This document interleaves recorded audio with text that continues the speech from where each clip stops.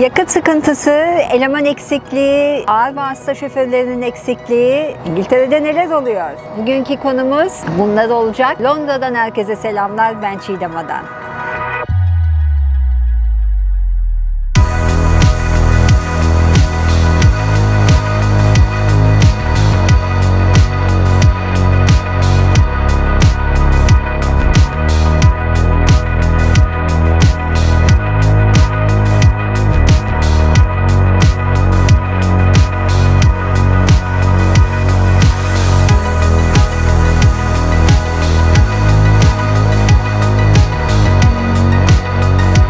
Şu anda Ace Cafe diye bir yerdeyim. Bu Ace Cafe, biraz görüntüler gösterdim. Çok eski zamanlardan beri işte yarışçıların, müzisyenlerin, motor kullananların toplandığı bir mekan. Biz de buraya zaman zaman geliyoruz araba için. Honda için güzel şeyler yapıyorlar, toplantılar yapıyorlar. Ve ben de şu anda onları değerlendirdikleri masanın başındayım. Eğer İngiltere'deki yaşantıyı takip ediyorsanız 2 hafta önce İngiltere'de gerçekten bir yakıt sıkıntısı çekildi. Petrol istasyonlarında bir gün içinde petrol istasyonlarının önünde uzun kuyruklar oluştu. Araçlarında petrol olmadığı, yakıt olmadığı için işe gidemeyenler, iş yapacak ve randevu yapmış olup da randevularını iptal edenler görüldü. Ama bu durum ne kadar devam etti dersiniz? Bizimkiler de hemen panik vaziyette geldiler bana. Eyvah, petrol yok, ne yapacağız falan filan. Dedim ki sakin olun, İngiltere kesinlikle buna bir çözüm bulacaktır. Gerçekten de çok geçmedi. Oldu'dan aldıkları ağır vasıta, ehliyetli ağır vasıta sürücüleri derhal olaya el koydu ve dağıtım yapmaya başladılar. Bugün sadece Londra'da galiba %10, %15 civarında bir eksiklik var. Londra ve Güney İngiltere gibi. Çünkü oralarda da zaten araç sayısı daha fazla olduğu için tahmin ediyorum. Ama onun dışındaki daha kuzey bölgelerde böyle bir sıkıntı kalmadı bile. Bir hafta içinde her şeye çözüm getirdiler.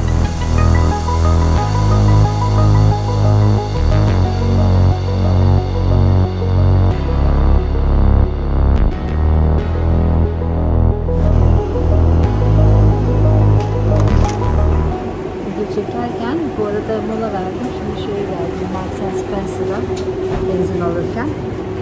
Benzincinin içinde Marks & Spencer şubesi var. Oradan da bir alışveriş yapayım birazcık. Benzincilerin içinde genelde shoplar oluyor.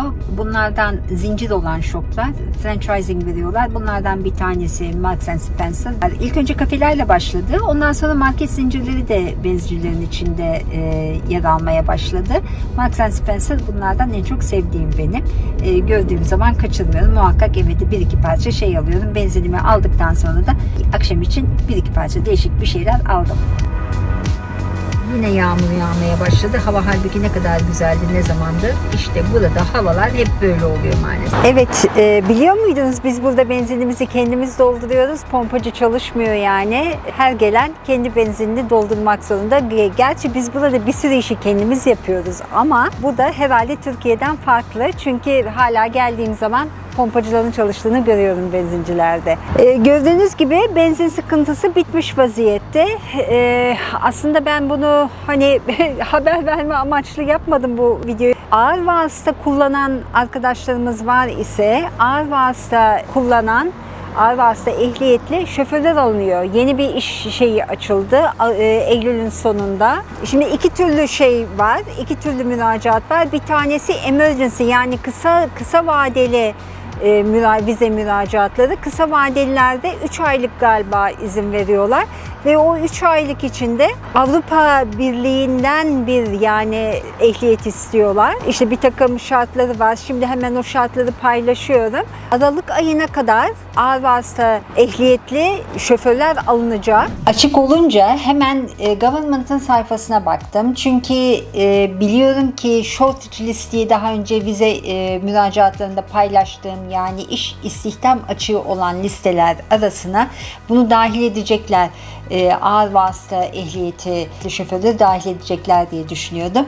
300 kişilik bir açık bildirilmesine rağmen sadece 33 kişi alınmış. Yani burada hala bir açık var. Government'ın sayfasına baktığım zaman da orada da kümes hayvanları çalışanları ve gıda dağıtımında ağır vasıta ehliyetli şoförlere istihdam açığı olduğunu ve onlara geçici vize verileceği ile ilgili yeni bir yönetmelik çıktı. Fakat kim müracaat edebilir kısmına baktığım zaman orası işte sizler için önemli. Onu araştırıyordum. Bunların linklerini yine paylaşacağım sizlerle. Bir kere 4 tane acentayı görevlendiriyorlar. Yani isimlerini veriyorlar, yetkili kılıyorlar. Bu 4 acenta üzerinden müracaatlar yapılıyor. Bunlar bu operasyonu yönetecekler. Bunlar da AG Recruitment, Concordia, Fruitful Jobs and Proforce diye. Bunların linklerini de yine aşağıya koyuyorum. Oralara bakabilirsiniz. Ve geçici vizelerde 5500 kümes hayvanları çalışanı, beni takip eden, sürekli veterinerlikle ilgili takip eden bir arkadaşımız vardı. Belki ilgilendiren bir şey vardır. Bakmadım çünkü detaylarına. Bir bakın lütfen. Bir de HGV Food Drivers dediği ağır vasıta kullanan şoförler için 4700 adet açık var. İşte istenen şartlara baktığımız zaman ise Avrupa Birliği, EEA ve İsviçre lisansı olması gerekiyor diye söylüyor. Onun için bilemiyorum, yani zaten bizim problemimiz o. Bir de HGV ağır vasıta ehliyeti kategori C veya C+E lisanslar olması gerekiyor. Kümes hayvanları için 15-11-21 yani 15 Kasım 21'e kadar müracaat edilecek ve bütün geçici sezonluk çalışanlar için de vizeleri 31 Aralık 2021'e kadar uzatılacak. Bu bilgi çok işinize yarar mı yaramaz mı bilmiyorum ama sizler gibi ben de bu İngiltere'deki bu yakıt açığı olduğu zaman çok heveslendim. Yeni bir iş kolu doğacak. Hani vize müracaatı yapmak isteyen vatandaşlarımız için diye, sizler için aranızdan, çünkü yazanlar var bana, nereye başvuracağız, ne yapacağız bilmiyoruz diye. Ama ben yine de size, eğer şartlarınız uyuyorsa, bu linkleri bırakıyorum. Bir değişiklik olursa muhakkak sizi yine haberdar edeceğim bu durumdan. Yine söylüyorum, Brexit sadece şeyi etkilemedi, dağıtım, gıda ve petrol dağıtımını falan etkilemedi. Diğer bütün sektörlerde etkisini görüyoruz. Müthiş bir istihdam açığı var. Kesinlikle ve kesinlikle iyileştirme yapacaklarına inanıyorum. İngiltere'de çalışma izniniz yok ise Avrupa Birliği veya İsviçre galiba, İsviçre'den ehliyetiniz var ise direkt gümrüğe gelip gümrükte ben bu iş açığı için ağır vasıta kullanacağım, ağır vasıta ehliyetim var, bu iş için geliyorum ve sürem bittiğinde de çıkacağım diye direkt gümrüğe müracaat etmeniz gerekiyor. Bu bizim için geçerli olmadığını düşünüyorum.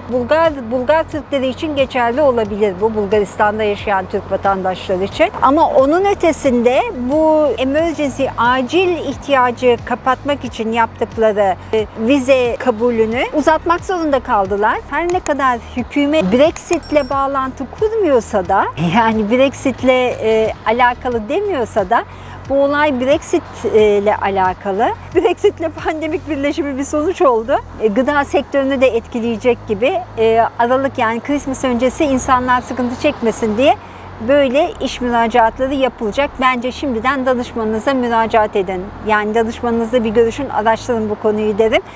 Ağır vasıta ehliyetim var, ne yapmam lazım, nereye başvurmam lazım diye soranlar var. Bunlara cevap olsun bu video. Hepinizi çok seviyorum. Hoşça kalın diyorum. Bir dahaki videoda görüşmek üzere.